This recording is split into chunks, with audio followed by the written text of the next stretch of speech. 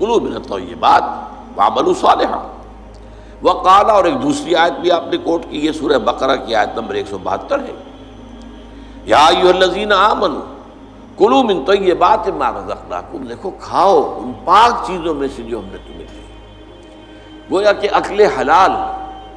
رزق حلال، رزق طیب، حلال اور طیب، یہ ہے در حقیقت جس کا حکم دیا جا رہا ہے، رسولوں کو بھی دیا گیا اور اہل ایمان کو بھی دیا گیا۔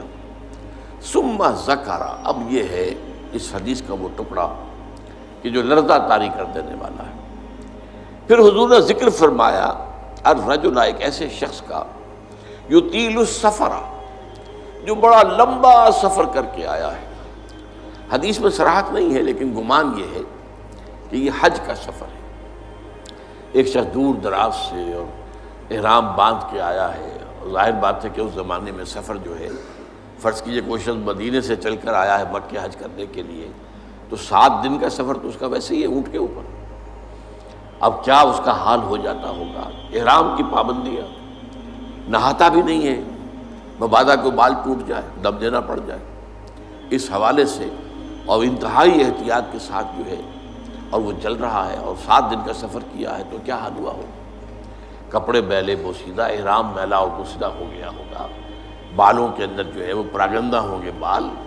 اب اس کے اندر جو ہے وہ چونکہ کوئی نہ کوئی تیل ڈالا گیا، نہ خوشبو ڈالی گئی، نہ اسے انہیں جو ہے دھویا گیا، تو فرمایا ثم ذکر الرجل یطیل السفر اشعث اغبر، بال پراگندہ بھی ہے اور غبار آلود بھی ہے، اونٹوں پر سفر کیا ہے۔ اور ظاہر بات ہے کہ قافلہ جب چلتا ہے اونٹوں کا تو اگلا اونٹ جو ہے وہ جو خاک اڑاتا ہے وہ پچھلے اونٹ کی سواری کے اوپر آئے گی لازماً۔ گھوڑے جب دوڑتے ہیں تو ان کے سموں سے جو اڑنے والی خاک ہے وہ ظاہر بات ہے کہاں جاتی ہے، سواروں پر بھی آتی ہے۔ یمد یدیہ الی السماء، وہ اپنے دونوں ہاتھ اٹھاتا ہے آسمان کی طرف، یا رب یا رب، اے میرے پروردگار، اے میرے پروردگار۔ اب اس میں میرے سامنے جو نقشہ آتا ہے وہ تو جبل رحمت، اب وہاں پہنچنے کے لیے لوگ بڑی محنتیں کرتے ہیں، یہ کہ وہ چھوٹی سی پہاڑی ہے اس پر جانے کے لیے، اور وہ کہیں سب سے اونچی چوٹی پر پہنچ کر کوئی شخص ہاتھ اٹھا کر کھڑا ہے، یمد یدیہ الی السماء یا رب یا رب، یا فرض کیجئے کہ وہ بیت الحرام میں ہے، مسجد حرام میں ہے، خاص خانہ کعبہ کے سامنے پکار رہا ہے اللہ، وَمَطْعَمُهُ حَرَامٌ، حال یہ ہے کہ جو اس کا کھایا ہوا ہے پیٹ میں وہ حرام ہے، وَمَشْرَبُهُ حَرَامٌ، اور جو اس کا پیا ہوا ہے وہ بھی حرام ہے، وَمَلْبَسُهُ حَرَامٌ، اور جو اس کا لباس ہے احرام، بہت قیمتی تولیوں کا وہ جو احرام ہے وہ بھی حرام کی کمائی سے آیا۔ وَغُذِيَ بِالْحَرَامِ، یہ سب سے آخری ٹکڑا سب سے اہم ہے، حرام کے ذریعے ہی غذا پائی ہے اس نے، اس کا تن و توش جو بنا ہوا ہے وہ حرام کی غذا سے بنا ہوا ہے۔ فَأَنَّىٰ يُسْتَجَابُ لِذَٰلِكَ، تو اس شخص کی دعا کیسے قبول ہے؟ قبولیت دعا کے اندر سب سے بڑی رکاوٹ اکل حرام، آپ دعا کرتے رہے اللہ سنے گا ہی نہیں۔ انا یستجاب، کہاں سے، کیسے قبول کیسے ہو؟ وہ تو تم خود اپنی اس دعا کے راستے میں سب سے بڑی رکاوٹ ہو۔ تم اپنی آمدنی کا جائزہ لو، غور کرو، اس میں کمائی کے اندر کوئی حرام تو شامل نہیں ہے، کوئی ناجائز طریقہ تو شامل نہیں ہے، کوئی براہ راست سود کا عنصر تو نہیں ہے، بالواسطہ سود جو ہے وہ تو نہ میں بچا ہوا ہوں نہ آپ بچے ہوئے ہیں، پورا ہمارا معاشی نظام جو ہے وہ سود پر مبنی ہے۔ ایک گندم کا دانہ بھی ہم کھاتے ہیں تو اس میں سود ہے، اس کے لیے بیج خریدا گیا سودی قرضے پر،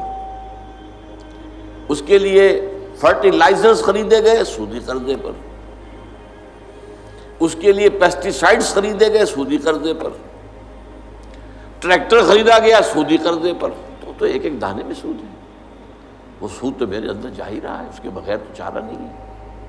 یا ہوا میں، جیسے کہ حضور نے فرمایا صلی اللہ علیہ وسلم کہ ایک زمانہ آئے گا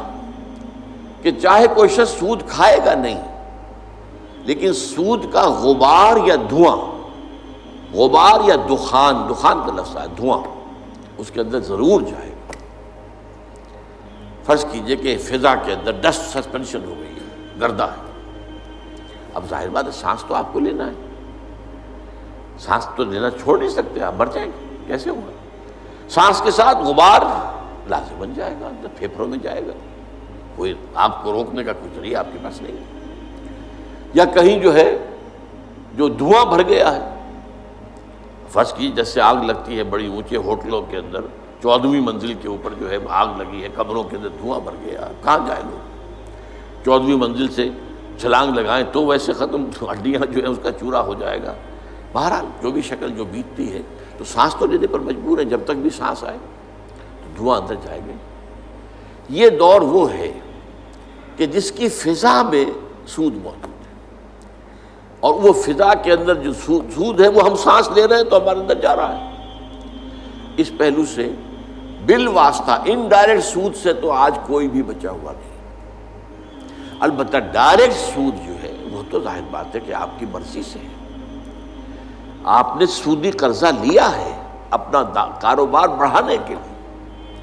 بھائی جتنی پونجی تمہارے پاس ہے اس سے کاروبار کرو، اگر بہت تھوڑی پونجی ہے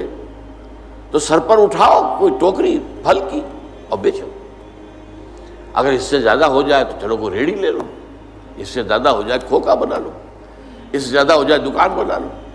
اس سے زیادہ ہو جائے ایکسپورٹ امپورٹ کرو، لیکن رہو اپنی چادر کے اندر جو تمہاری اپنی پونجی ہے۔ بینک سے قرض لے کر اپنا کاروبار پھیلانا یہ تو تمہارا اپنا انٹینشنل، تمہارے اپنے چوائس کا فیل ہے، اس پر تم پکڑے جاؤ۔ مکان ہے، بڑی عالیشان کوٹھی بنانی ہے، عالیشان محل بنانا ہے، قرض لیا، زندگی گزارنے کے لیے